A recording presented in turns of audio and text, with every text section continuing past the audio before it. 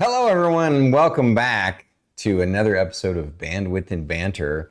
I'm Stormy D, and over there is the Dancing Leprechaun. No, that's my great friend and co-host and co-creator, Druid IRL. What's going on, Druid? How are you? Doing fantastic. How are you, Stormy? Awesome. I'm super excited because we got an amazing and interesting guest on tonight. Just like last week was now, of course, last night we had the special edition Legacy of Lore Masters. It was really cool having Wookiees on for the third time. I know. Yeah. But it was Havoc RPG was last Friday though, right? Or not last, but the previous. Because you were on vacation, right? Fantastic, both of those guys. I can't wait to have Havoc RPG on Legacy of Lore Masters at some point in time in the future. So you guys be on the lookout for that, right? Yep. So all of those people are brilliant. And the person that we have on tonight is a unique kind of brilliance. I mean, it's one of the coolest niches on Twitch that is kind of taken over in cool ways. And that this fabulous person is an artist and a gamer too. And it's really awesome when people can mix their incredible talent with gaming and to be such a warm, radiant, and entertaining person too. So with that said, I've talked her up. We're having on the show today ValoraPlays. ValoraPlays. Let's introduce her right now. Hello, ValoraPlays. Welcome. Oh, how's it going? Please reintroduce yourself and share with the folks exactly something interesting that you want to highlight about your stream. Okay. The exact something. Yeah, I don't know why I said exactly there. I know. I had to point that out. All right, okay. Don't be awkward. Okay. I mean, I'll do my spiel that I do when I get raids. That's always a good place to start, right? Okay. Like my name is Valora. I'm a variety streamer. I do art and dumb shit on Mondays. We do games and dumb shit the rest of the week. That pretty much covers all of the bases, right? Like, yeah, beautiful. Yeah, mildly entertaining. That's all we're going for. And it's very low key. It's a very low key channel. It's not chill. It's chill adjacent. It's chill adjacent. Chill adjacent. I love all these new words I'm learning. Listen, Yeah. I understand the chill adjacent so much. Yeah. She understands it even though she doesn't embody it in any way. Yeah. No, I'm chaos, but like the channel vibe is not chaos, it's not crazy, but I have no chill. So well, I'll have to disagree with you on one thing. You said that you called yourself mildly entertaining. I think you're wildly entertaining from the times that I have hung out in your chat and lurked and watched. Yeah, set the bar low so people can be happily, not wildly disappointed, but happy that it's higher than they expected. So right on. It works. Right on. Perfect. It's so beautiful. Let's jump into the questions. And I just want to say once again, it's an honor to have you. Thank you for joining the show today. Thank you for having me. I'm really glad we were able to make it work. Really glad. Me too. Us too. All right. We love to start off with this one. This is one of our favorite questions. Please, and it's a tough one to be honest with you. Please share a boring fact about yourself.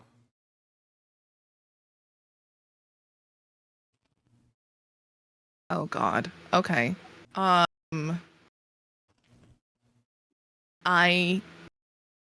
collect playing card decks. Dig deep for that. That's beautiful. I'm like, there's probably a lot more other ones, but yeah, we'll go with that. You mean like poker cards? Yeah, because I was in a big spot where I was working at this place where you couldn't really do much, but you could play like solitaire. You could sneak out a deck of cards and play solitaire. Okay. And so then I was like, these cards are boring. So a lot of really cool cards out there. A lot of really cool cards. So now I have an obscene amount that I will never use. So That Can is I share a quick fun fact? You can't really see it in my background very well, but there's this shelf right here. Those deck cards. Yeah. All of them. There's a whole entire shelf. Love it. Love it. wow. Yep. Look at Yep. you. Look at you I'm guys a packaging bonding whore. over You put anything in your- a cool package, and I'm like, love it. You guys are bonding over boringness. I'm just kidding. I don't find it. I don't find it totally boring fair. at all. I find it Totally fair. interesting. But Yeah. that's the key to that question. I love it. Yeah. Yep. How did you pick your Twitch name, and what was the inspiration? Oh, you're gonna love this. You're gonna love this. I already know. So my original Twitch name was not ValoraPlays. It was Valora1211. Because that was kind of the username I used everywhere that needed like numbers and stuff like that. Mm-hmm. But I wanted to move away from digits and into something that was a little bit more of a brand, I guess. Marketed. Yeah. But Valora was a D&D character I had. That it was, yeah. So I played D&D when I was in high school, and it was the worst. It was the worst. We were playing 3.5, and it was like, I didn't mind like the game, but I was the only girl there. And there was a lot of like, oh, you get captured in this rain bubble. And you're wearing a white shirt. Okay. Oh, are you serious? Yeah. It Oh. was really just like, this sucks. And I'm so sad because it could be cool. It could be really, really cool. And so when I got older and I had the opportunity to like play it as an adult, I was like, dude, I'm going to do it. I'm going to do it the way that I always wanted to have it done. And I was like, I think I got like 9 people. I was like, I don't even have 9 friends. What do you mean 9 of you want to play?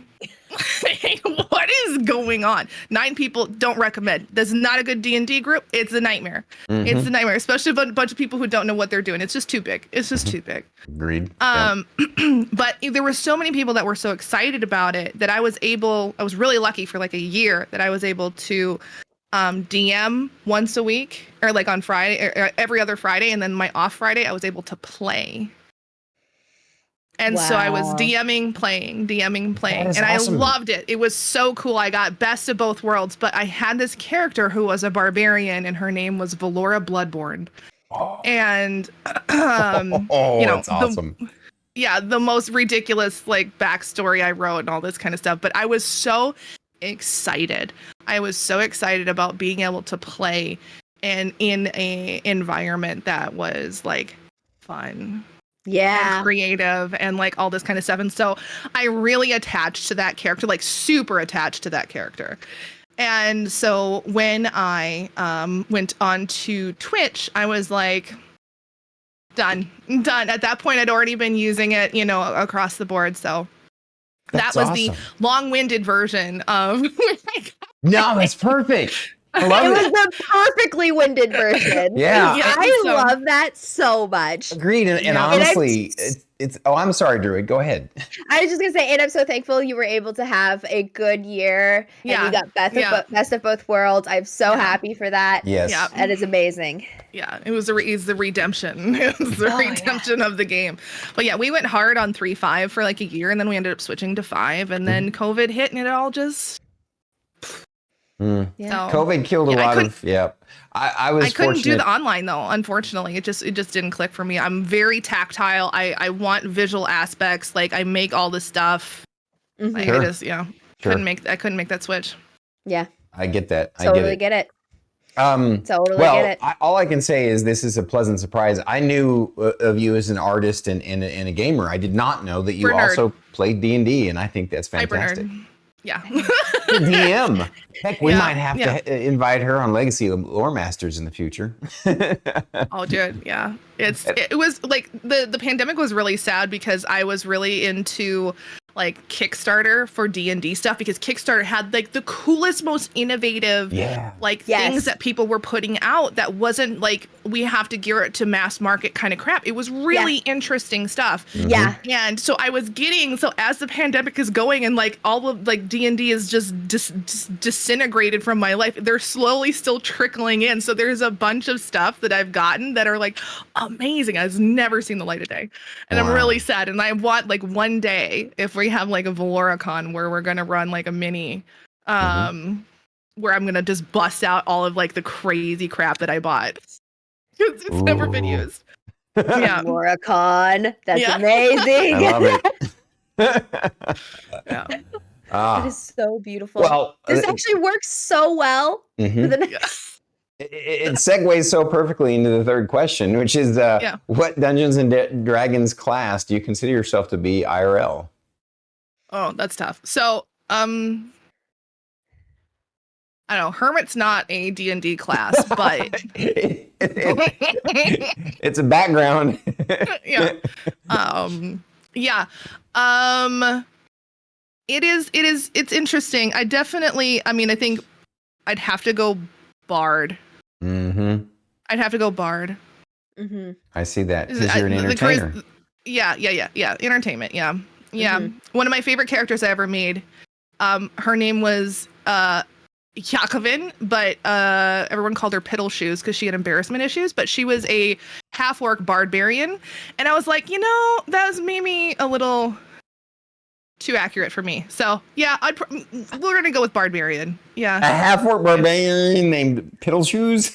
Yeah, half-orc barbarian named Piddle Shoes. Yeah, it was one of those like classic moments where you show up to the campaign with a half-orc barbarian, and the DM was like, "What have you done to me? This is my first campaign. I thought you guys were gonna take this serious." And of course, by the end of the campaign, everyone is like, just like 100% like carries it. So my favorite character by far, but also probably a little too true to life, except for the embarrassment issues. I don't pee my shoes. Yeah, there's not a box I've checked yet. So yeah. That is so beautiful. Oh man. I'm sorry. I'm slowly falling in love with you as this conversation is going on. I'm gonna have like big, huge heart eyes by the end of it. So I'm sorry if I just start swooning. Okay. I'm so sorry. Please tell us about some of your favorite art projects and what is your favorite medium? So art projects. Well, I've been doing a couple lately that have been a little bit more personal, which has been very interesting. I only it's kind of interesting because I started doing art on Twitch because of Twitch. I really didn't do art after high school at all. I kind of went more into like the crafting side of it where, why buy it for $10 at the store when you can spend $172 on art supplies and make it yourself, Yeah. Yep. So it started with paper crafting and then it moved to literally just about anything else. But that was kind of where I channeled the creativity. I really did like the traditional arts in high school and whatnot, but when I was on Twitch, I started I kind of fell into these areas where it was like the art side of Twitch. Mm-hmm. And it was fascinating and I loved spending time there and I never really thought about doing it myself. And then people started going, well, wouldn't it be fun if you just did, one stream? And I had never used watercolor. I don't even know if I did it in high school, and it terrified me because I'm someone who doesn't like not having control of a situation or medium, and watercolor is chaos. It is. You have to. You loosely can guide the chaos. You can't necessarily always control it. Mm-hmm. And I was terrified of it, and I thought, well, why not try something new? So it wasn't until like a couple months in that I had ever done anything even remotely non-game related in my stream. Oh. But eventually I did do an art stream and I thought, I didn't know what I was doing, and I was okay with that. And I was okay with, I mean, any kind of creation is deeply personal. It's deeply vulnerable. And that's if you're sitting in a dark room by yourself. Doing it for a bunch of like literal strangers. It was liberating and terrifying, and I didn't mind being someone who didn't know what the fuck they were doing in front of other people. And I liked the idea of learning together. And there were people that can give you pointers live. There's people that can give you feedback at any point. And so I really, really enjoyed it. And so I was like, you know what? Setting aside one day a week and having intention for that meant a lot. It meant a lot. And so I really started just doing things that I thought were interesting for me. Yeah. I picked projects. I really had no intention of selling them. It's weird to even think that people wanted to buy them. It was not the intention of what I was doing. So I only ever did stuff I wanted. Yeah. But now it's kind of like I've been doing it for a couple of years, and now I'm just like, I'm okay letting go of a few pieces and but doing things that actually are not just interesting to me or aesthetically pleasing to me, but things that might mean a little bit of something to me, right? So it's kind of like that artist arc of before I was playing, and I'm still playing. I still like to do it, but now I'm tiptoeing into more meaningful pieces, which is terrifying. At a level I've not gotten to before. I have to say, I've watched my husband go through that arc. Yeah. Because my husband's also an art. He does a lot of abstract art. All of my art.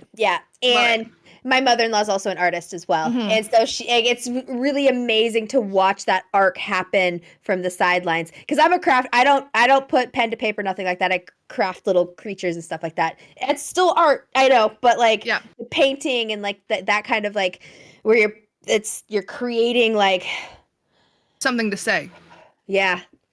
It's so fascinating to watch that arc happen. So yeah. I know exactly what you're talking about. Yeah. And I still do a lot of very, very, very non-serious things. One of my favorite things to do is to make art based on the games that I play. Sure. So I'll do fan art, little pieces and stuff like that. To kind of tie the two together. But that's awesome. But for the most part, it's just been the projects that interest me, I'm actually a little bit more terrified to do on stream now. Ooh. So that's an interesting position to be at, because I feel like I'm a little out of my depth, which I haven't felt that way in a long time on Twitch, because it's new territory. So yeah. Absolutely. On the same topic of art, when is your art store opening on the corner of 3rd and Manitowoc? Is Ralph here? Ralph? I swear to God. I swear to God. Okay, so there's this joke that I'm gonna open an art store, because they wanted me to sell stuff for a very, very, very long time, and I just was like, yeah, sure, I'll do it eventually. Yeah, and then they're like, okay, we'll open an art store. In 2027. Chat decided that's when my art store is going to open. Okay. And then someone just randomly said it'll be on 3rd and Manitowoc. And then someone found that there was actually an intersection called 3rd and Manitowoc in Wisconsin. Oh, wow. So now apparently you're going to move to Wisconsin in 2027. There's a bar there. There's a bar there. It's a bar there. Yeah, it's so now it's just gotten out of hand. It's gotten out of hand.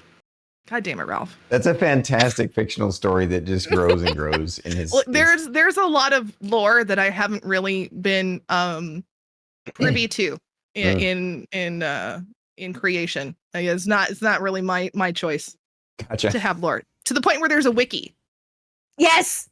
I saw that. I thought that was phenomenal. I think that is the coolest thing. And then when Stormy and I, because we were slooping and all that stuff, I was just like I would have to ban the wiki. I would not. I couldn't have people make a wiki for me. I know. It would be awful. It's they've been fairly kind what they put on there. But yeah, it's there's a point when you go, I didn't expect my Twitch journey to go this direction, but here we are. And you have this idea when you start, and you just have no clue. You have no clue how little control you have over it. Mm-hmm. You just don't. You have zero control.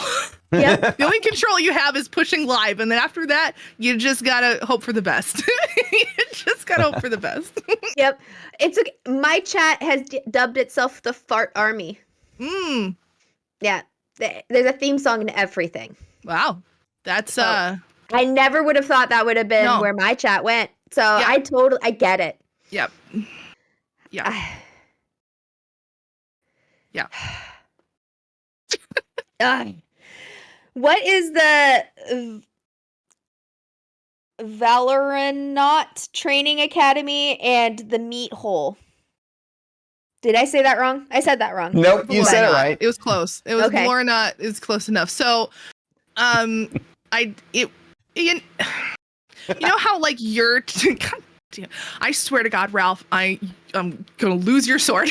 Honestly, not Ralph. I will say it was not Ralph. Nope. Oh my God. Then oh no. Oh, they're coalescing. Okay. So Valora, so your chat had dubbed themselves the Fart Army. Yep. There was a point where I was just doing like Valora raid, and someone had come up with the idea of the Valoranauts because this is vaguely space themed. Yep. Right. Yep. Right. And so they pushed and pushed and pushed, and after like a year, I finally changed the. There's a point where you just go, if you can't beat them, join them. So it's like the Valoranauts. Valora and the Argonauts, but they're the Valoranauts. Yeah. The Valoranauts, yeah. And so you just end up leaning in, and then they win, and then they know that they won, and then it just emboldens them to be more creative and think of more stuff. But the meat hole, I do feel like I need to actually explain. We were playing the game Grounded. Okay. And I don't know if you guys have played it, but you're you get shrunk down. It's like Honey, I Shrunk the Kids, and you're in this backyard. And there was this one point, and there was some sort of weird glitch in the game where you could shoot these gnats down, and they're supposed to drop like maybe 1 or 2 pieces of meat, and they were dropping like 50. Oh. And so there was just like this meat pile, and I was throwing them into this like ant hole, and I was like, oh my God, something down in the meat hole. I called it the meat hole because good decisions. Yep. And so then that ended up being a quote, and then it just took on a life of its own. And then they were talking about, well, if you just switch MEAT to MEET, then that could be the Valoranaut conference room is the meat hole. I love it. It's the meeting room. And I was like, there's a point when you tell people, like, I'm going to have to explain this shit someday. And here we are. Yeah. Yeah. Yeah, I'm going to have to. Jesus Christ, guys. This is the internet. I'm going to have to explain this. It finally caught up with you. Yeah. It did. Yeah. Welcome to Bandwidth and Banter. Oh my God. All right, I'm going to save you from it. We're going to switch gears a little bit. At least save you from it for now. Okay. Oh no, it's actually, yeah. We're switching gears a little bit. What drew you to Twitch? Okay, so this is spite.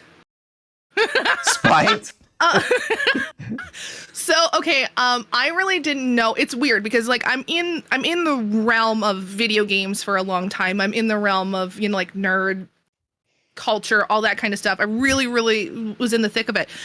But whenever we talked about, oh, we should stream this or oh, we should do this, for whatever reason, I didn't really ever factor in Twitch. I didn't know much about Twitch. It was like this foreign thing. We always thought about YouTube because that was where we spent all of our time. That's where we watched Minecraft creators and, you know, all this kind of stuff. And so I didn't really know much about it.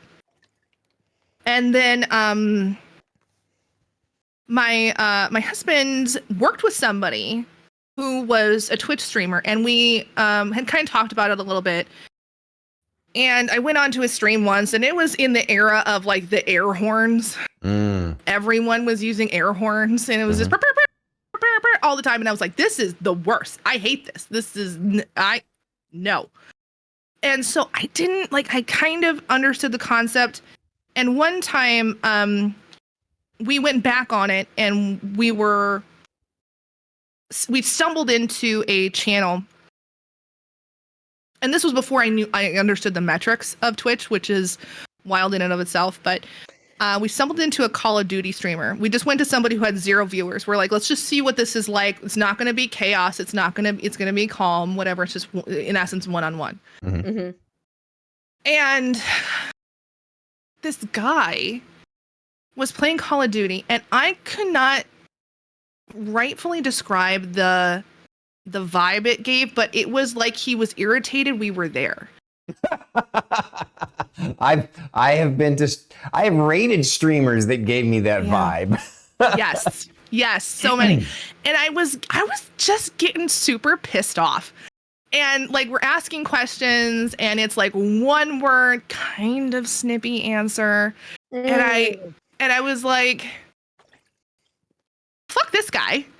I could do this, and I could do it better. And I mean, it's a low bar, let's be fair. But like, I was so like spiteful. And of course, this is before I understood the metrics of just how rare it is for someone to stumble into your stream when you are at 0 viewers on a populated game. Like, that is like winning the Twitch lottery. And to be treated like that,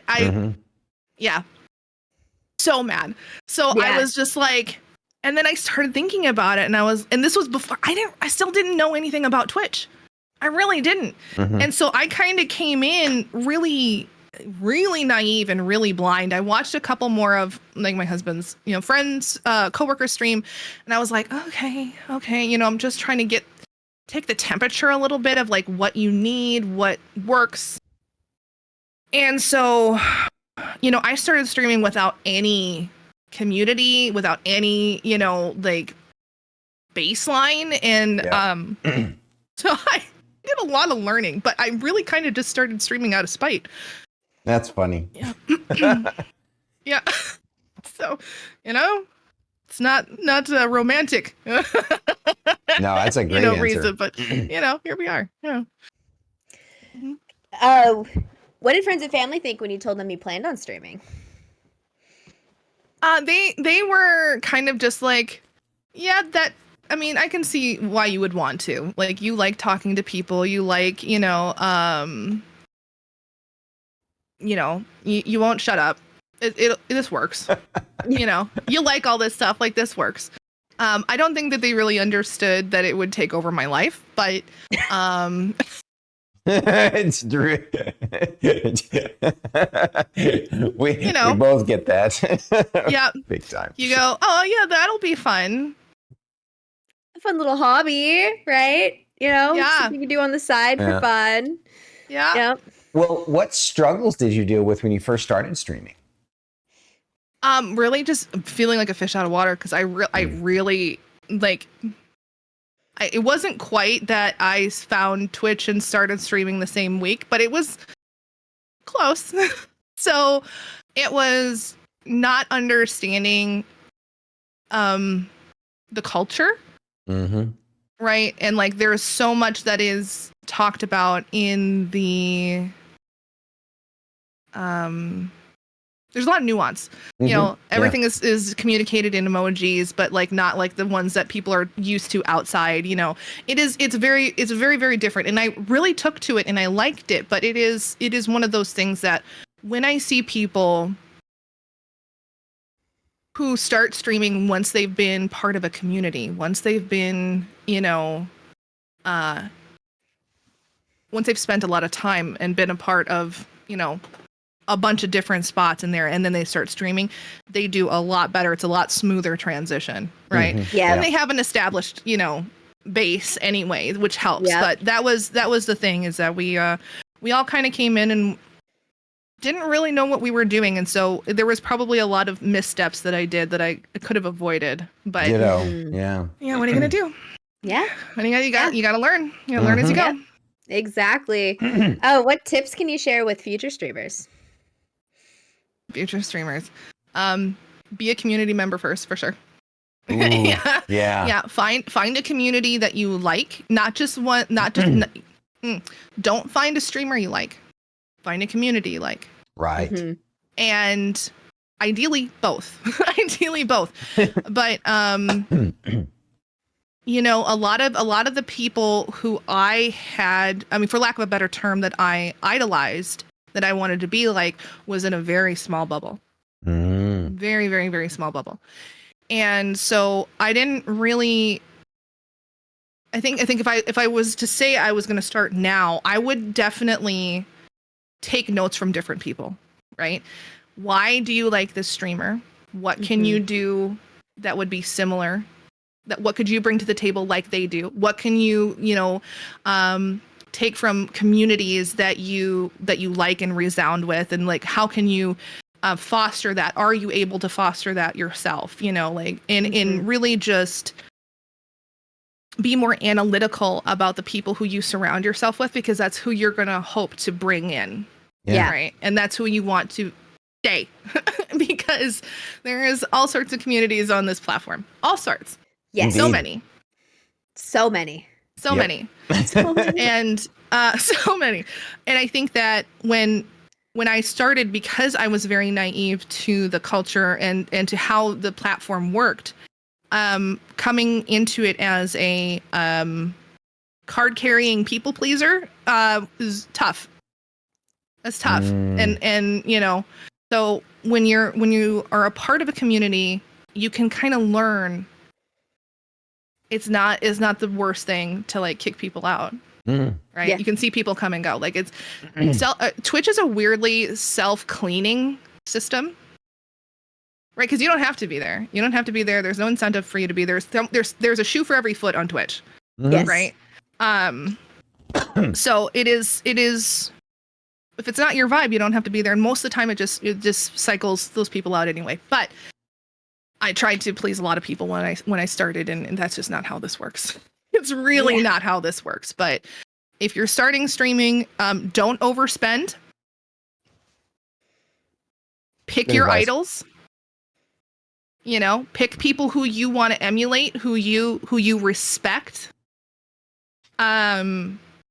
Think about, you know, community before you think about paycheck. Yes. Agreed. And don't be fake, because I swear to God, it is so easy to spot a fake, especially on Twitch. And if you come at it with any kind of like,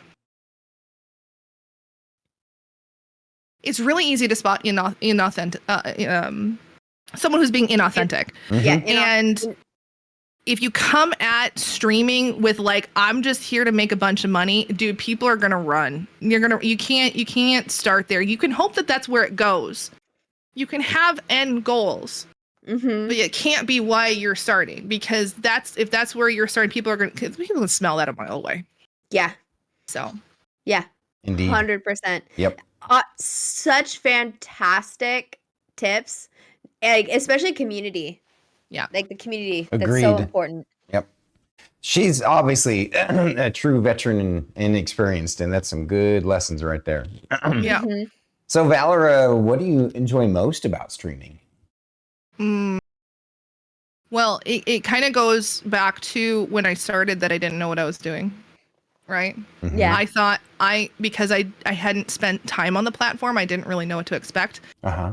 And I expected Twitch to be fun. Right. Because why wouldn't it be fun? I'm playing video games that I would play anyway, and I can hang out with my friends and stuff like that. But what I wasn't expecting was for it to be fulfilling. It was filling I feel that. parts that I didn't know were empty. Mm-hmm. I feel that. Yeah. And of course, now this is coming off the back of the pandemic when I started. So there was like the social aspect that, for sure helped. Right. But there was a part that I just was super taken aback by. It's not just socializing, it's the community part, right? Mm-hmm. Mm-hmm.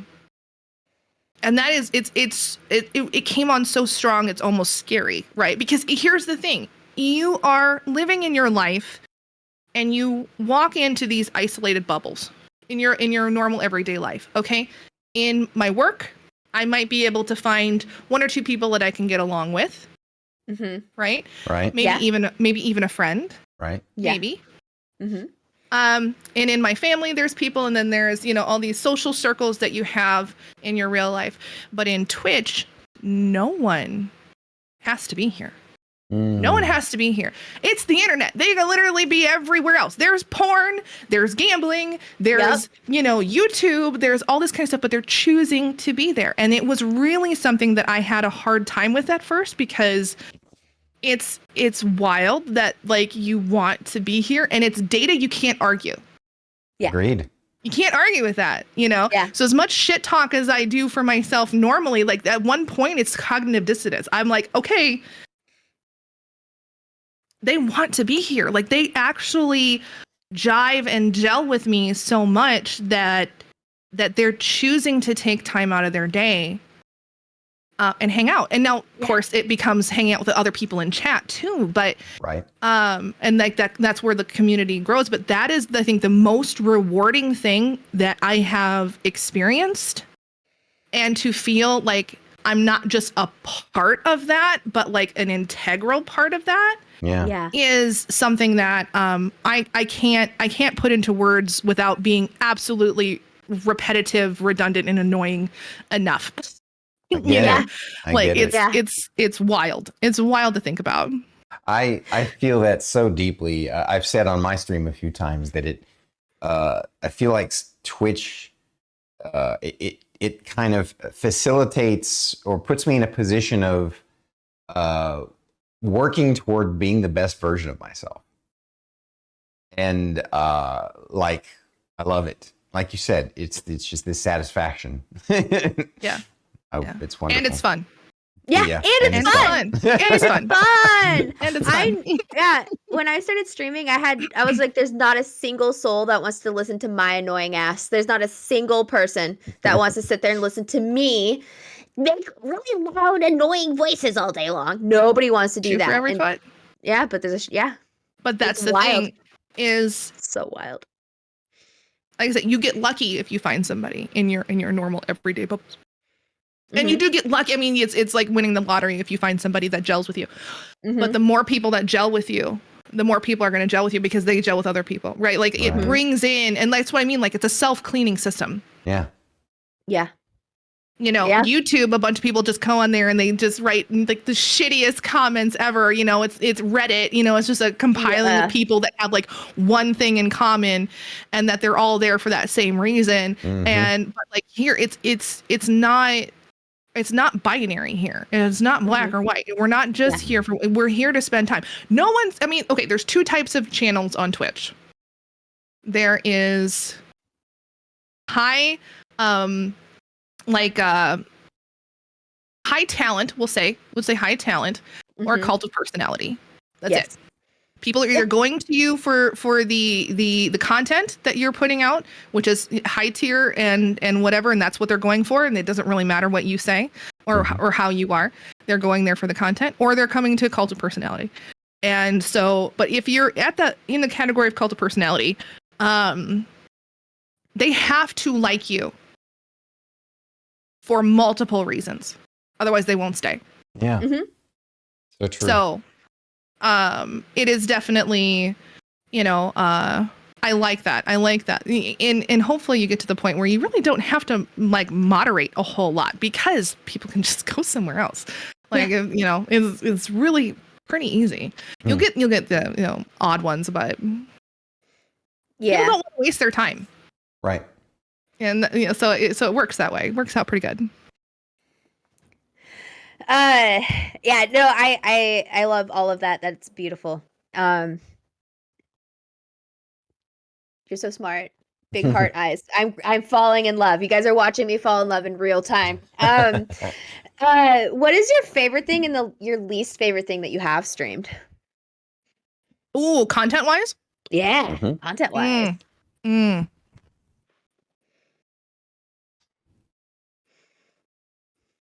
I mean, least favorite's probably easier to answer. Okay. Just because like I think it was a good lesson probably to share. It was really early on, really early on. It's actually it's a safe word for my mods now. So there was a game I played called Hello Neighbor, and it started out pretty good. It's kind of like this scary game where there's a guy who's chasing you and you have to figure out puzzles and stuff like that. And in the first chapter it was tense and it was good. And then the second chapter was really bad. It was really convoluted. The puzzles didn't make any sense. It felt like they didn't really know what they were doing, but there was probably an answer somewhere. And I struggled through it. And I remember getting to the point where like I'm almost crying because I feel stupid. And I'm being stupid in front of people that I don't know. And then I'm like, but I got so tunnel vision. I got so incredibly tunnel vision. I was like, no, I have to do it because I'm a stubborn ass on top of it, right? Like my personality just won't let me quit this crap. But there was a point where when the third part came, like people in chat were like feeling like really bad for me because I was having such a hard time with it and I wasn't letting it go. And it got to the point now where if someone says hello neighbor, I just need to walk away from it. Like that's a safe word. Like if you say hello neighbor, it's time to go. It's time to go. Like, but it was a really low point. I remember turning off the stream and just bawling. And it was such a low point. And I was really grateful that it happened really early on. Really, like really early on.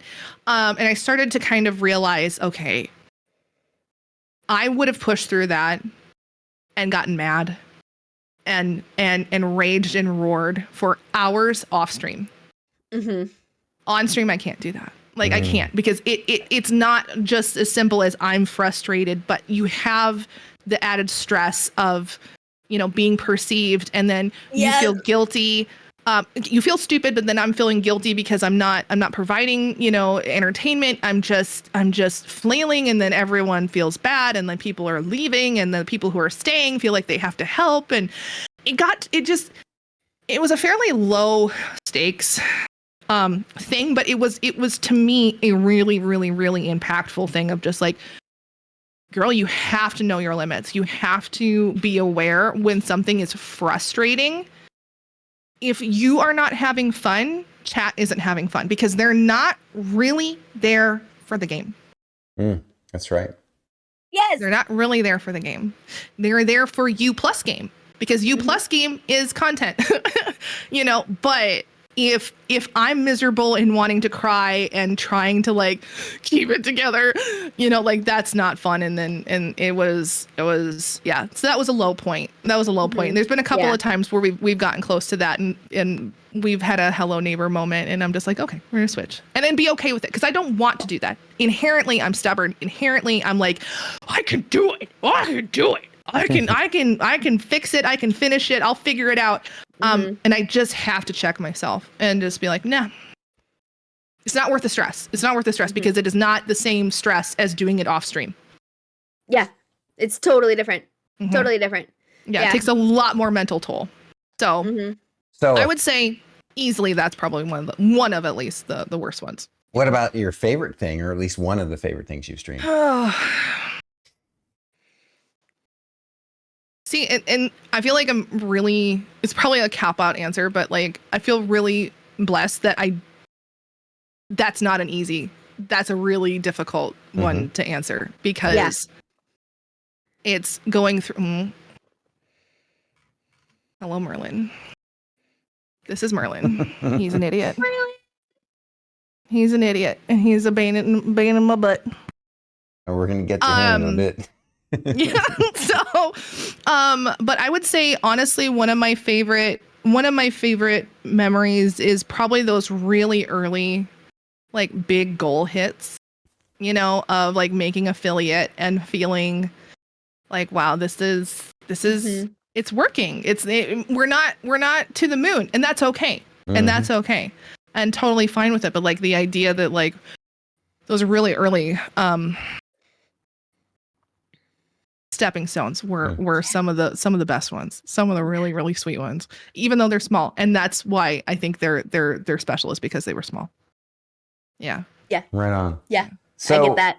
I get that a lot. Druid, is it okay if I swap question 13 and 14 with you? Because I think it's more perfect. I guess. You see why, right? It's fine. It's fine. So the question is, how are we feeling about Merlin at this very moment, and why?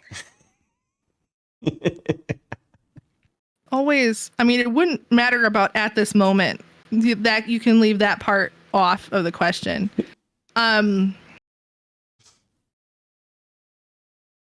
It's like being mad at the dark. It's not, you can be mad at the dark. It's not going to change anything, It's not going to change anything. He's still going to show up. It doesn't matter. I mean, I think his record is like, I've put him down on the floor, like maybe up to like 40 times in a stream, and he'll just come right back. Like there's just a point of just sad acceptance. So that's the story of Merlin, why you have a love-hate relationship on stream with him. Okay, keep in mind that I'm extra mad at him because last night, my internet was scheduled to go down at midnight. Okay, so I knew it was going to be a short stream. And about 2 hours to spare, he decides to find a way to step on my power strip. And he turned it off? Yeah. Oh my gosh. So love him. He's the best. Absolute best. He's obviously a pill too. Chat loves him. Chat loves him more than they love me, and that's because they have similar vibes. They're all agents of chaos, and yep. Yeah. I just love how you said Ages of Chaos and he looked right at you like, yeah. And he knows. Perfect timing. This was, it was like, are you sure he's not like CGI AI generated? Because that's so perfect. All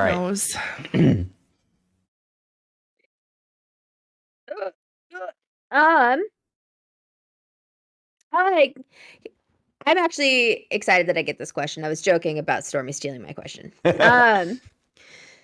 So please tell us about your perspective on the differences between game streaming and art streaming. Okay. Yeah. I'm super looking forward to. Yeah. I'm gonna try and keep it short, though brevity is not a strength of mine. That's okay. It's not. Same with me. You're good. Okay. So it's very interesting having a foot in both ponds. Yes. Okay. Gaming is competitive inherently, right? Just on its own.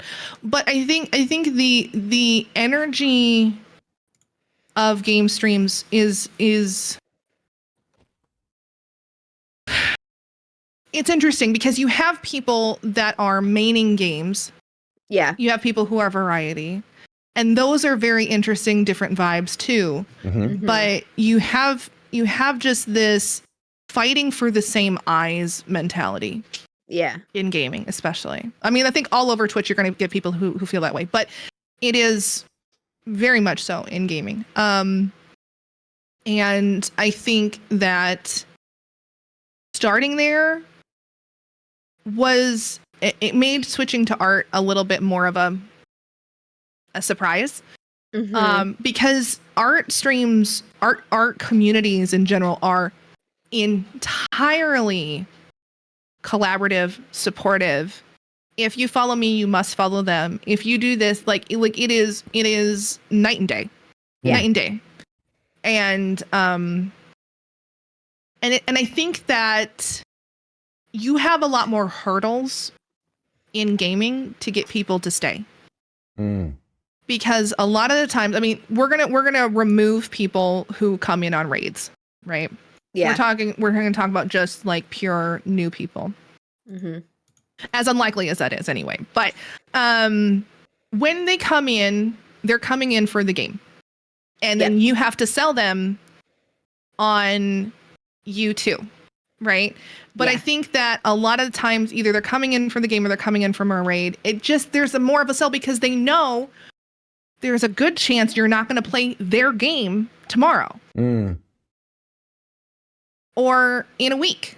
Or what, you know what I mean? So if you're not maining it, and this is where a lot of gamers get trapped into maining games because that is where the community is and it completely disappears and disintegrates if they switch games.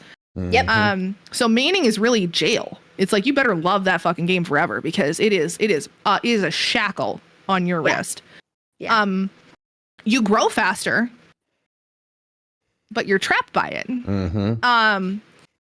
But when it comes to art, they already see what you're working on in the preview when they click.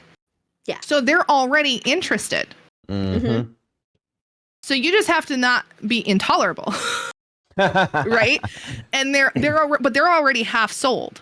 Right. Yeah. Whereas people who come in for games, they're exploring. I feel like they're like, oh, we'll see this one. Oh, we'll see this one. Well, you know what I mean? So I feel like when it comes to growing in art, it kind of is I don't want to say it's easier. I just feel like it's more organic in when people come in, they're already more than likely halfway there. Gotcha. Yeah. Gotcha. But yeah. Can you share a little bit about the fundraiser your community did for cystic fibrosis last year? Oh yeah. So one of my mods has cystic fibrosis, and we wanted to do something interesting or fun to help raise money for the cause because she has very luckily been able to get into some of these charity-driven research programs and stuff like that and had wild success with it. So it was, important to try and do what we could. It was not well thought out to do it for an entire year. For our first charity campaign, which is why I haven't done one since. I just need a couple year breather. But the reason why was because she's in Alaska. And it's regional, right? In different areas, it takes place in different months and different times. And we were just like, what do we do? Let's just do it. We'll just string it out for the whole year and we'll just make it not a big deal. It was a big deal, but we ended up raising, $5,000 and I was super excited. And it was a really cool thing to see. And you see it all the time with like, it's not just a bunch of gaming nerds on Twitch, right? It's like real people who really care and want to help. And it was super touching to see like the community come forth. And we had a bunch of people that were donating prizes to give out. I mean, so it's not just like, that's the thing about it. Like it when you get into situations like that, it feels more like real life communities, like small town knit communities. Like, hey, I'm going to make a pie and then you can auction it off at the local VFW for, Jim Bob Joe who needs a new foot, or whatever, like it's just, it really did kind of hammer home that it's not just people that are passing through, right? Like it was really, really cool. It was really, really cool. I love that. It's so cool. we've had on a few people that do like just that are mainly just extra life streamers, and it's just so cool. Starlight, Extra Life, those are really prevalent on Twitch. Yep. Yep. I know a couple people. Yep. And it's just so amazing to see that, and I just love them all so much. Yeah. This is another one that I'm gonna fumble over reading. She gets this question, and I wanted it, but that's okay. What do Chesty McBiggins and Chesty McBuffins think about your other PNG tuber avatars?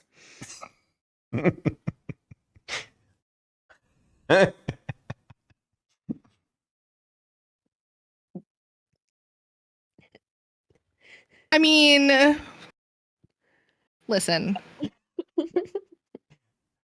Did you disappear yourself on purpose? Hold on. Of course it's not gonna work. Oh, it's because I don't have that stream. Oh, I'm like sitting here trying to do the Stream Deck stuff on the profile I don't have.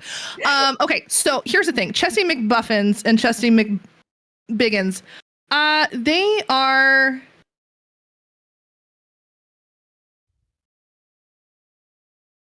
I swear. You know, it is. Oh. No, I screwed it up. I screwed it up. Oh, you know what? It's fine. We'll just go here. So this is Chesty McBiggins. I feel like I should do this. It started out as a joke. Okay. It started out as a joke. I had this idea that it'd be really. So we do a section every Monday called Cookie Porn, where we look at the new cookies from Crumble that come out every week. And I was like, it'd be really funny to have like a big titty anime girl for Cookie Porn. And then it ended up being a real thing. But Chesty McBuffins was an answer. It was the other side of the coin, right? Mm-hmm. It's the other side of the coin. You have to have balance in all things. Yeah. For sure. So very Taoist. Since then I have definitely. Oh my God! Did I really screw up my whole thing? I might have. No, I got. Since then, I have been kind of obsessed with adding new PNGs. So the count is pretty egregious.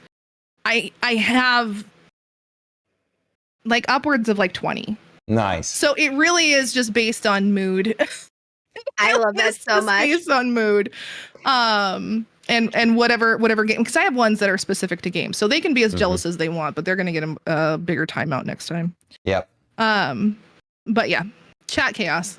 And you know what's funny is you actually answered my next question. So Druid gets to go again.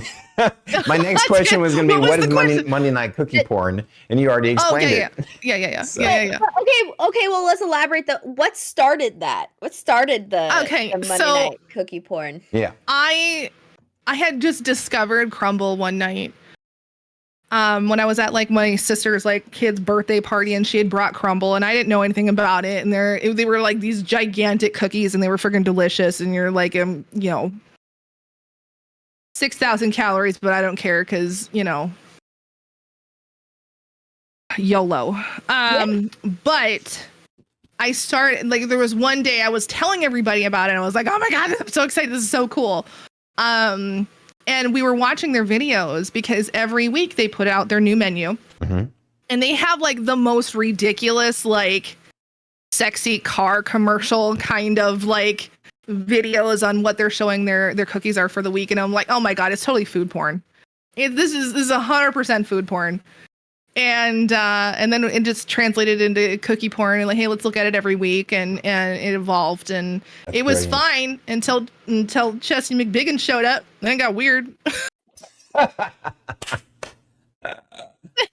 it got weird, but that's the evolution of Twitch. It's always going to get weird. Yes, because I created little PNGs of just food.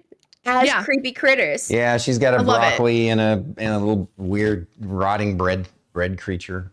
Yeah, and they're super creepy. People are like, I hate them, burn them, and I'm like, no, you just I love them. I think they're amazing. Yeah. You're only incentivizing. Yeah. Screw you, chat. Worse. Yeah, screw you, chat. Yeah, fuck you. The amount of shit that I get from chat, like if there's ever a time that I can like get one on, then I'm like, yeah, I'm taking it. I'm taking that shot. Yeah. Taking that shot. You don't like it? I'm gonna keep making Shut up. them. Fuck you guys. Yeah, sit down. Sit down. You know, this is my time to shine. You got yeah. Oh my goodness. I love that so much. Who are Gum Gum and Gum Mus? Oh my god. Okay, so this is again, I feel like this is a reoccurring theme, is that you don't really know where this is gonna go, right? And you have very little control. Very little control over it. So I didn't choose the Gum Gum life. The Gum Gum life was chosen for me. So there is a like story arc on the wiki. He needs to be brushed. I didn't know he was going to be on stream today, but this is Gum Gum. So Gum Gum is a 4.5 foot long bubblegum pink Furby. His government name is Bubblegum, but we call him Gum Gum. But like it's tiny little feet on the end. Merlin, leave me. Don't lick him. But yeah, so you can kind of see. I don't know if it's Wait, there we go. His horns broke off because they were delicate. I mean, I'm talking like a 2-foot fall on a couch. They broke off. So very, very, very delicate. But so we found a listing for Gum Gum on Etsy, and someone sent it in chat, and it was just the most horrific thing. And I was like, "The fuck is wrong with people?" So automatically that meant that someone sent it to my doorstep, and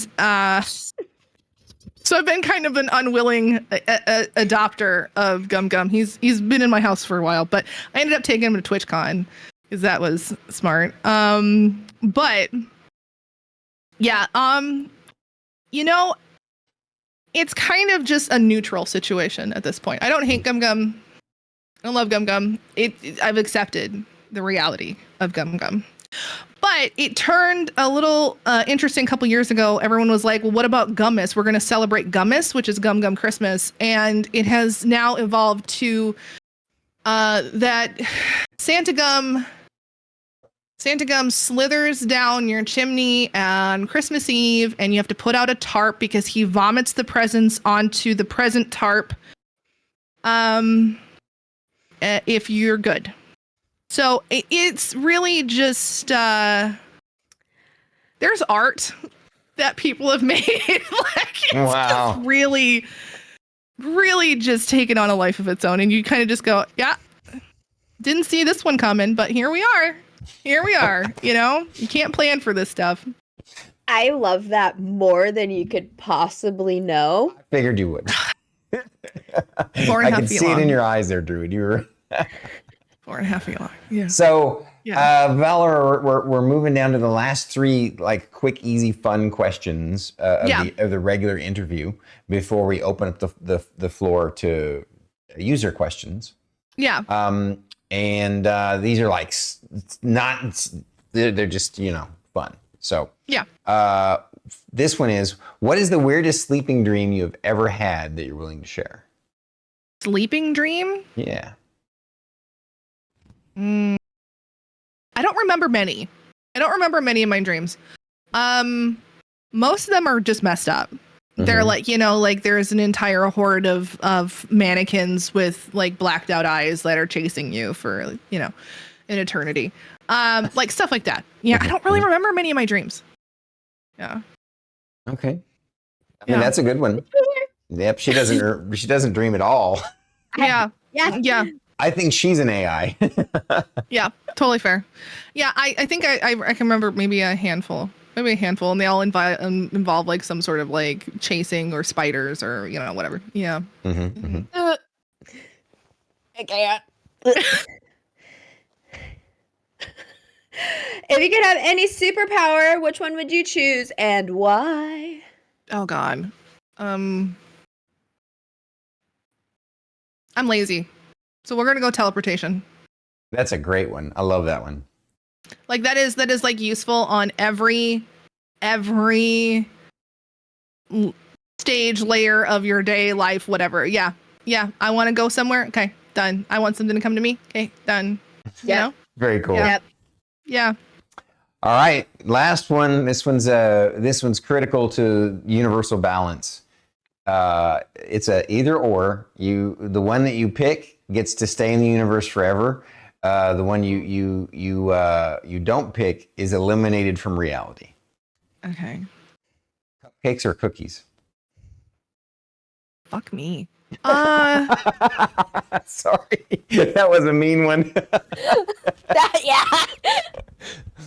Okay, so cupcakes are much more rare, I think, in your everyday life than cookies. So that does have to factor into it. They're just like cookies are just more prevalent, like everywhere. But cupcakes are pretty S tier.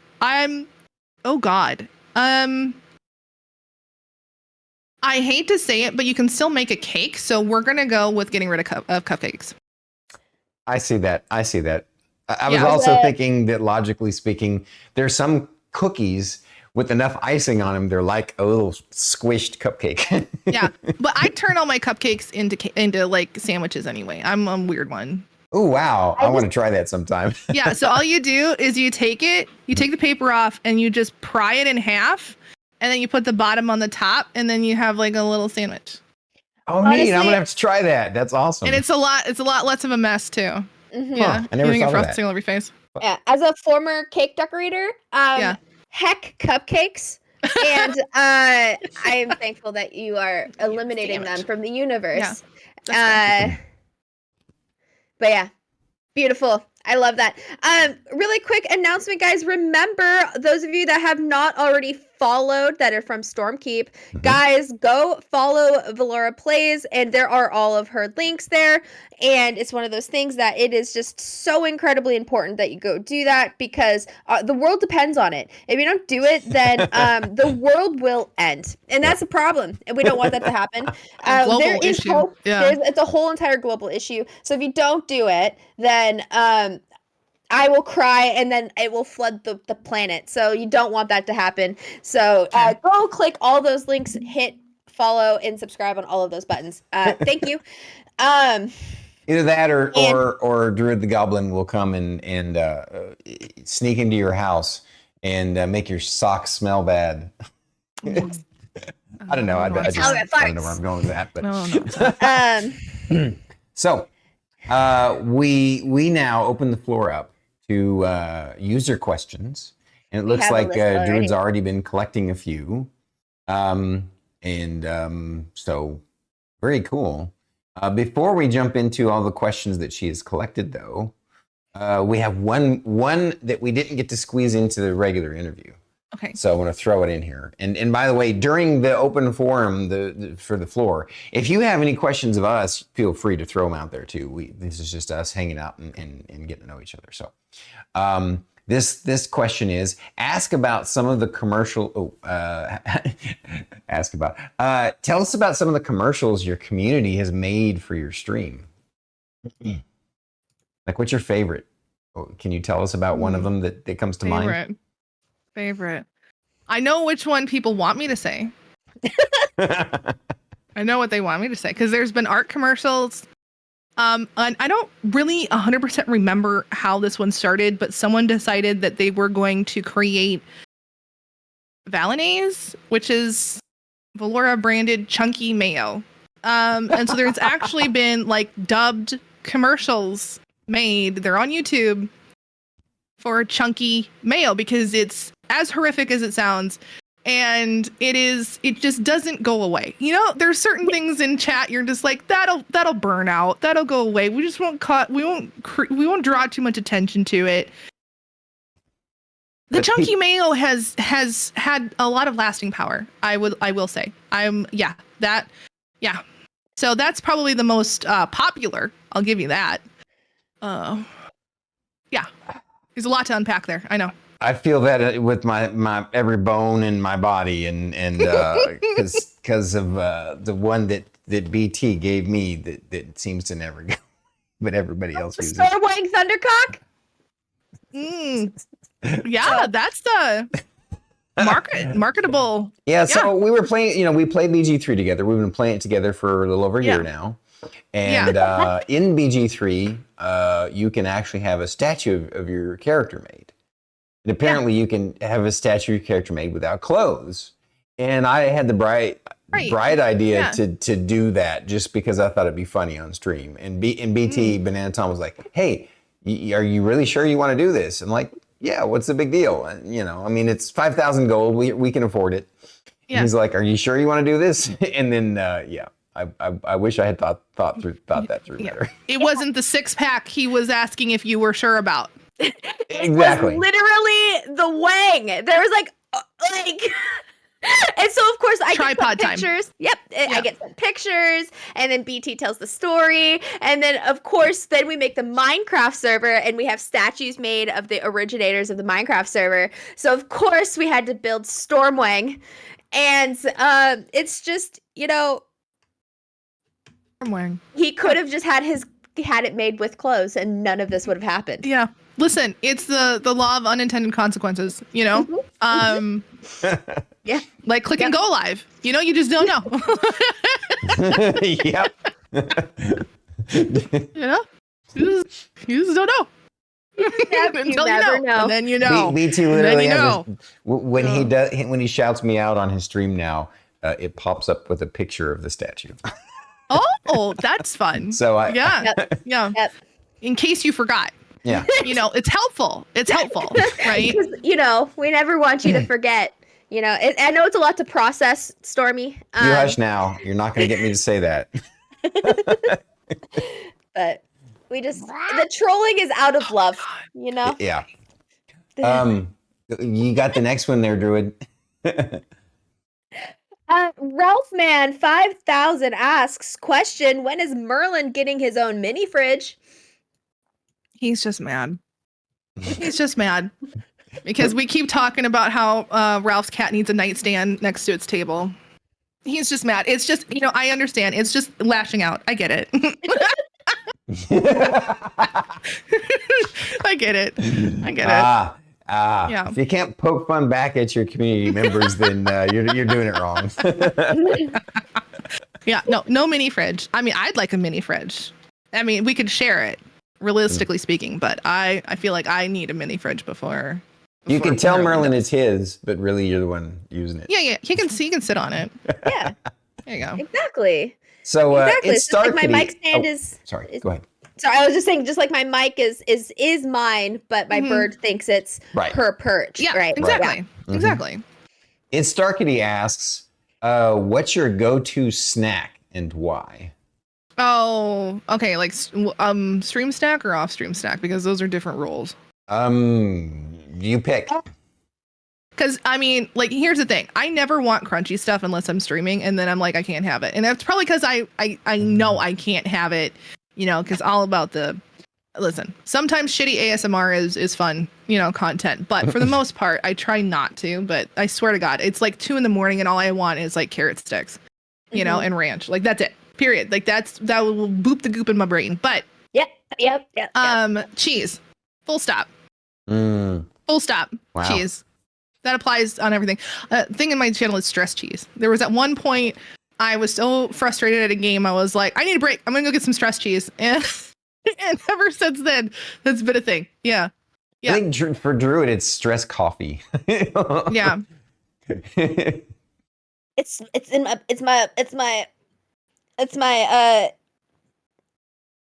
my will to live. Yeah. I think that's more what coffee is. Listen, I'm 30% Mountain Dew. I get it. Mm-hmm. I was going to say, I think one day when she, in the hopefully like 100 years from now, when Druid finally passes away. It's a long time. The doctors do an autopsy. They'll find her blood is like 90% coffee. Yeah. 100%. 100%. I'm like that with chai. I love chai. It just takes longer to make than grabbing a can of Mountain Dew. So And Starkey loves chai as well. Chai is so good. I also love chai, but coffee is literally just my will to live. Yeah, sometimes it just do be like that. Starkey also asks a question. If you could have any animal, real or imaginary, as a pet, what would it be? Raven. Oh, wow. Holy crap. Could you guys meaning- bond anymore? Are you going to like... I think you all need to move to the same city Raven. Or something. This is... Yeah. Yeah. Definitely the same for this one. I made myself a raven mask. I have one that's very similar to that. Yeah. Mm-hmm. That's amazing. I have my 2 ravens here. Yeah. And not only I also have this knitted raven. Yeah. That was gifted to me. But I have not only just one raven tattoo, but I also have one on my shoulder. Yeah. They are my favorite as well. Same. You guys are amazing. My channel, like my starting soon, has a raven on it, and my emotes are mostly all ravens. They're dumb, ridiculous things and ravens. But yeah, so part of he kind of came with the I had a raven when I was playing Valora.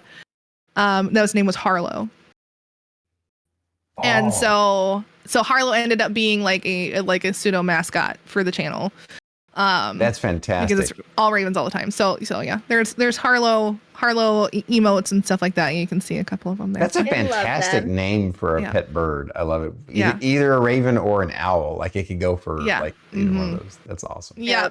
Yeah. So they're just, I mean, I know they're a lot of work, but they're fast. I'm utterly fascinated with ravens. They're so smart. They're so interesting.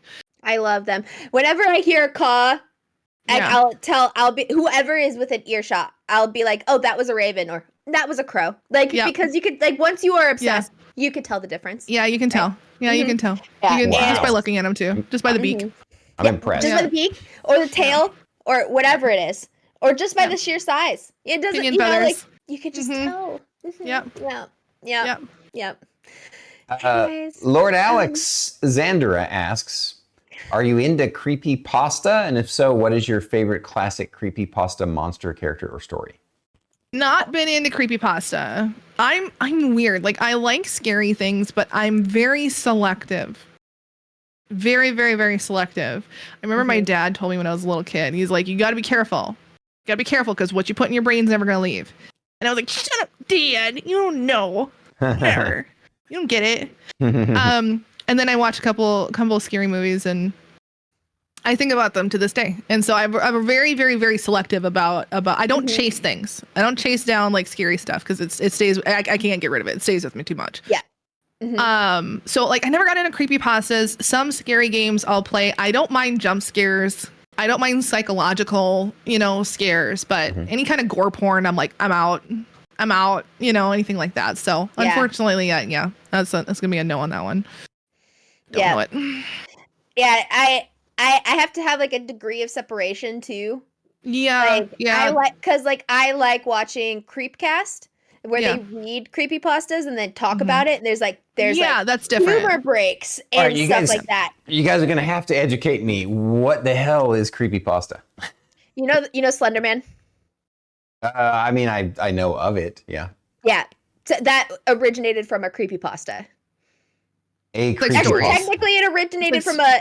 So basically, it's like a urban legend / like internet horror stories kind of. Oh, so creepypasta is just like made up fictional internet stories. Yeah, they can be based on like cryptids and like the stuff that people really think exists and stuff like that. It's not all like, what is it, the SMPs or yeah. Oh my god, it's literally right on the tip of my pocket. SPC. Yeah. SPC. There, thank you. Yeah. SCP. Okay. Yeah. The SCP. Thank you. Yeah. I still fucked it up somehow, but interesting. But yeah, they're just fun little internet things. Some of them are like terrible, pretty dark. Yeah, they're really can be dark and twisted. Some of them are kind of just more cursory glance at stuff like that. But yeah, there's you can tell when some are written by teenagers, and you can tell when somebody's actually like trying and like is just experimenting with words and stuff and like horror. Yeah. Creepypasta was born from urban legends like Bloody Mary. Yeah, exactly. Okay. I see. But one of the most classic creepypasta that people know is like Jack. What is it? See, I can't even think of it. But yeah, Slenderman is one of them. Yeah. But I didn't know that there was like a category that had a name I didn't realize that I haven't heard that term before. Interesting. Mm-hmm. I love it. I love being educated. Thank you, Jack the Killer. Oh my God, I couldn't think of it, Alex. I copied and pasted because I saw the word question, but I don't like asking pick favorite questions. So this is your opportunity to roast if you want. Ralphman5000 asks question: if you had to pick one moderator as your favorite, who would you pick, and why is it Ralphman5000? I'd pick Rosie.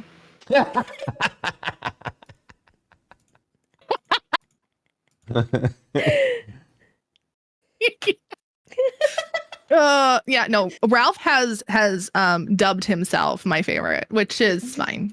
It's fine. Yeah, I'll let him. He can think that. It's fine. That's fine. It's okay. I'm okay with that. It's okay to be wrong sometimes. I get it. I'm not going to judge you. Ralph is very comfortable believing that he's my favorite, and that's okay. That's okay.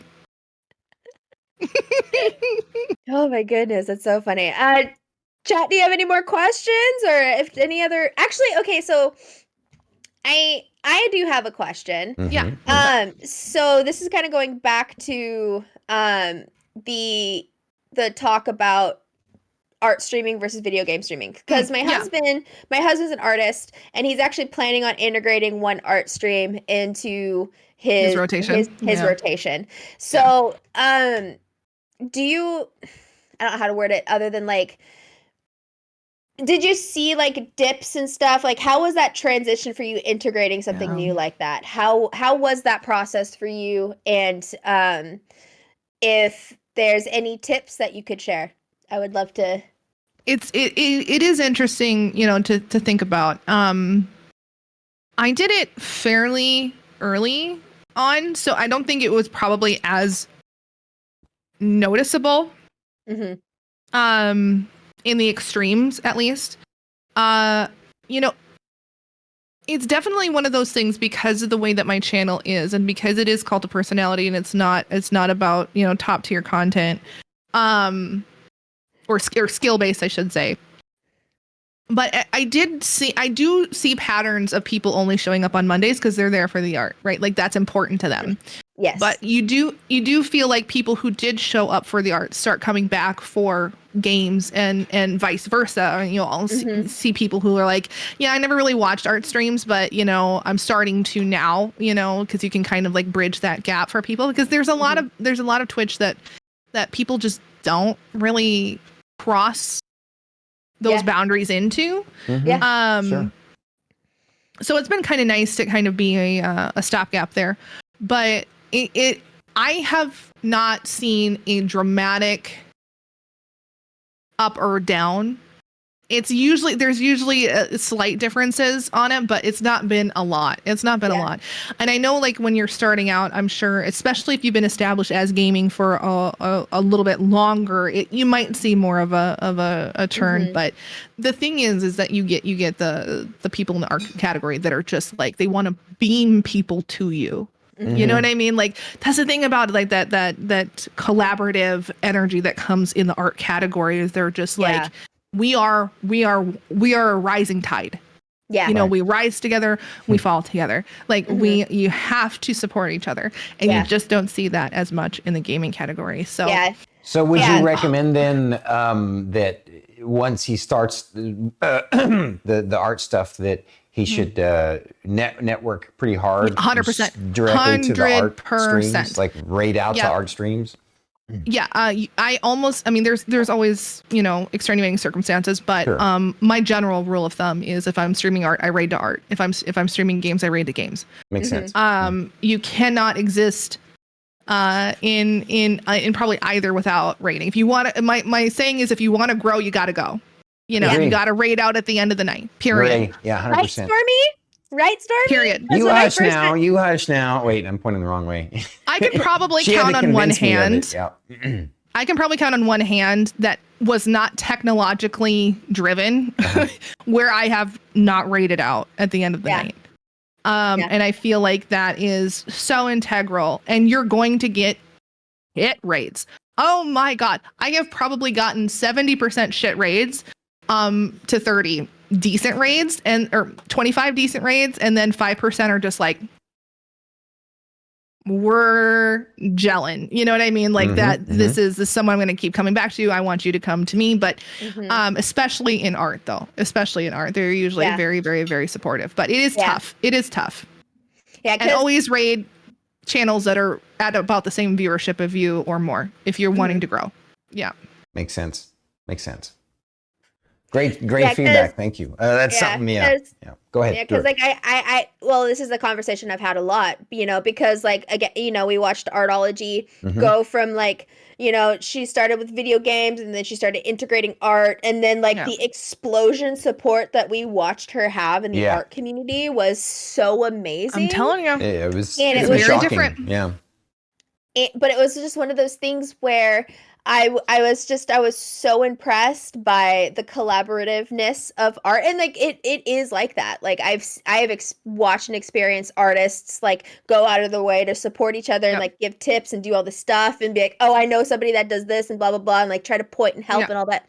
And it is just, it's so beautiful. And I'm just like, I hope you're ready. Like if you start streaming art and you are like, and you get into it and you start loving it, like it's going to be a different beast on Twitch that you're going to be dealing with, because it's hard, I think, for people to stay doing both, right? Yeah. It is, and this is where it kind of comes back into the maining games versus variety games, right? It is easier to grow if you are focused, right? Like period. It just makes sense. Yeah. It just makes sense. But striking a balance is difficult. Yeah. Striking a balance is difficult. And, there are times where I'm thinking like maybe 1 to 3 is not an ideal. But the idea of like changing that up is I don't know where that balance would be. And because at one point I was doing 6 streams a week. I was doing 2 doubles. I was doing stream in the morning, stream in the evening, day off, stream in the morning, stream in the evening, and then 2 days, later. So it was good. I felt like I was getting a lot done, and I felt like I had a good amount of progress. I was dying, but it was good for a while. Yeah. And I got burnout, but I do think that finding balance is important. Watching for stuff, keeping an eye on, and not keeping too much of a look at the numbers. Not hyper focusing on numbers is a disgusting fight for your life battle. It is, you can't ignore the numbers. You have to make sure that you're keeping an eye on them and acknowledging trends. But people so easily fall into the trap of putting too much importance on the numbers that come through and on the statistics that come through. And then they'll fold when they, too early or whatever, and especially when they're trying something new like art. Like it might be a slow roll. Roll. Is the end result worth it? Yes. You have to like let it ride for quite a while. There's going to be peaks and valleys. Especially when you're trying out something new like that and dipping your toes into foreign waters, that's tough. But I think if he's at the point of doing it, spending more time in those other communities, makes sense to not like pad the landing, but a little bit, right? Like, not just spending more times to like experience what this is, pay attention, not just to what the content is, but what the streamers do, what people are looking for, what people are responding well to. And then trying to raid into those communities when you can, because you like them, not just because that you think that they can get something, that you can get something from them, but because 100%. You want to be part of that. Yes. Yeah. Yes. No. Yeah. So it's tough though. I just have to say, I love your distinction between like making sure like this is a person that you like and you want to emulate, but like because you actually like them. Agreed. Yeah. not because like you're gonna get something from them, right? And it's the like A genuine I adore connection. you. You're connecting with me, and I'm now Yeah. gonna like try to emulate that. And if we are of like goal, and if we're of like mind and of like heart, then I'm going to bring something to the table for you too. Right. Absolutely. Right. Like that's the end goal. I might not have much right now, but you know, it has to be that collaborative. It has to be that give and take. Absolutely. You know? And that's where like stream teams kind of get into, you know, you can get into the waters with all that kind of stuff, and that's like crazy, but yeah. Yeah, we have an unofficial official stream team called Stormkeep. Yeah. And so we'll refer to the broader community as like Stormkeep, or like under the protection of Stormkeep. Like, yeah. You know? I love the branding. Yeah. Yeah. So it's beautiful. Thanks, Stormy. You're welcome. Thank you guys for running with the ball. I appreciate all you. I mean, what you said, I mean, sadly, we've come to the end of the night for the interview, but what you said there at the end was so perfect and encapsulates your wisdom and knowledge. And I just really appreciate that you shared so much of yourself and so much of your wisdom with us.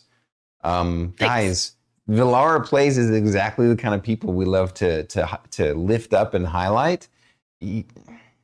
Thank you for coming on the show. You're amazing. Appreciate it. I'm trying not to be awkward because don't do well. But awkward is great content sometimes too. So hey, you know what? I'm also just awkward all the time too. And I just want you to know I have fallen head over heels and just adore you. And Ditto. And so if Stormkeep does not protect you, my heart will break. Yep. Okay.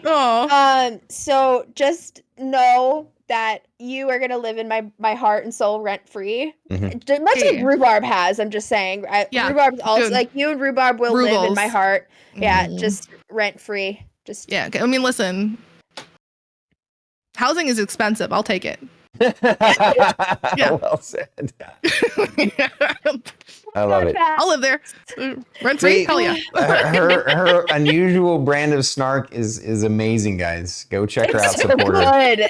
You're mildly entertaining is definitely an undershot. I agree. She's wildly entertaining. Well, thank you guys so much for having me. I really did have fun. Thank you. You betcha. Thank you so much.